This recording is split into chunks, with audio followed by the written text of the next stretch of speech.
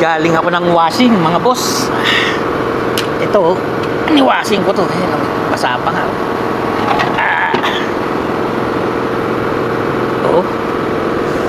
Itong problema niya, mga boss. Sa hydraulic pipe ng oil to. Yan. Hindi nakayanan, bumigay. Pero parang may tinamaan to kasi nagkaganyan siya. Nabengkong ba? So hihinangin natin yan, mga boss. Ayan. Halos maputol dapat dito bakal din ang hihinang ko, mga boss. Kasi pag tanso, malambot ang tanso maganda lang ang tanso, mga ano lang, spot lang ba. Pero kapag ganitong continuous na, siguro ito gawa ko rin to, mga boss. Parang may ginawa noon ako sa duban ito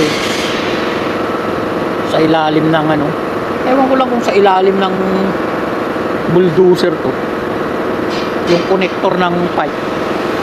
Parang ganito rin ang forma nun, pero hindi hati yun. Ayan, ito dito naman siya bumigay ngayon. Para kasing pundido to hinangin natin, mga boss. Yung bantay ko si Lucy nag-aabang ng bubuwit. Ayan Antuki naman, paano makakahuli? Mamaya-maya tulog na sasampayan dyan sa ibabaw ng radiator. Abangan niya yung mga bubuwit. Tapos mamaya-maya tulog na. Buntis kasi, kaya antukin kanina ang daming nagtatatakbo dyan. Binibigyan ko kasi ng pagkain, kaya naglalabasan. Wala naman siya. Ngayon nag-alisa na, busog na babantay naman siya ngayon. Sala yung pasok ng pusa na to So balik tayo dito, mga boss. Ang gagamitin ko rito is bakal. Nang sa ganon matibay siya, bakal, mga boss. Ihinangin natin ang bakal. So ayan na, mga boss, itirahin na natin to. Nakapag lunch break na ako. Alambre ito, alambre ang ititira natin, hindi yung tanso para matibay siya. Kasi ano na to pag may vibrate, nagba-vibrate din kasi ito, mga boss kapag tanso, malambot lang, maaring bumuka, malakas yan, nag-vibrate. At least ito, alambre, bakal sa bakal, matibay yung pagkakakapit niya. Okay.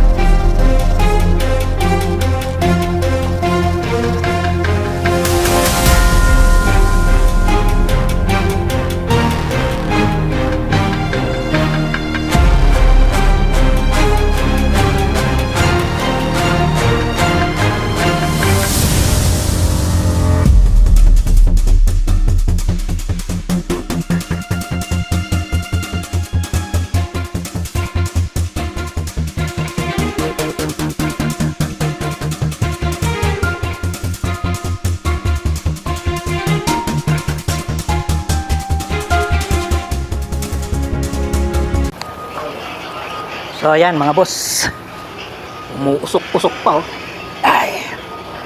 Pero yung kape ko wala nang usok. Tanghaling tapat dito, kaya lang malamig kasi, kaya masarap magkape. Winter ngayon dito sa Saudi.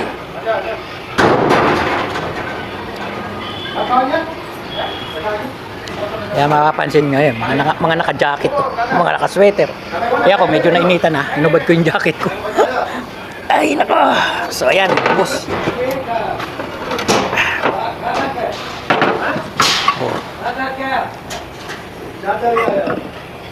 Ganun lang mga boss. Ayan. I-testing ko na lang yan. At hopefully na nakuha ko naman. Kasi laki naman ng butas niya. Medyo hahanapan ko pa ng panara to. Tatakpan yan. Tatakpan to. Tsaka tatakpan to. Ayan. Ito na mga idol yung update nitong pipe ng hydraulic oil cooler. Ano rin? Cast iron din mga boss. Putok ng putok yung aking welding. Sinaga ko na lang. Ayan, nakuha rin natin. Lalagyan ko na sabon doon. Tinetesting ko. Ayun, yung sabon ako. Para sure. Lulubog ko siya rito. Doon, wala na. Dito, tingnan natin. Ayan. So, yan yan. Yan, yung area na yan, di ba?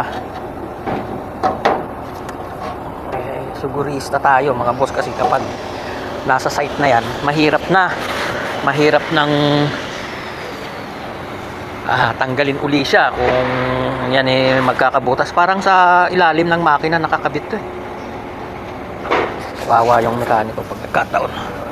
So yan, hanginan natin. Doon sa panara, akala ko may butas. Doon sa panara mga boss. Ulang, yun, panara yan mga boss. Yan yan sa panara. Malakas kasi ang pressure nito dahil maliit lang yung tubo Ang importante dito sa ginawa natin, dyan tayo magpo-focus ng tingin. Ayan. So far wala naman Kakalito malang itong sa panara. Lakas ng hangin. Meron pa. Doon panara rin yan mga boss. Kaya pala madaling mawala yung hangin. May butas din. Nakakasingaw din pala dito sa panara. Hindi ko kasi wala kasi kung panara rito Saan yan? Sa pipe yan doon. Sa site. Pero ang mahalaga, wala na rito. Kasi alam nyo mga boss, kapag may butas yan, lalabas at lalabas na kagad yan.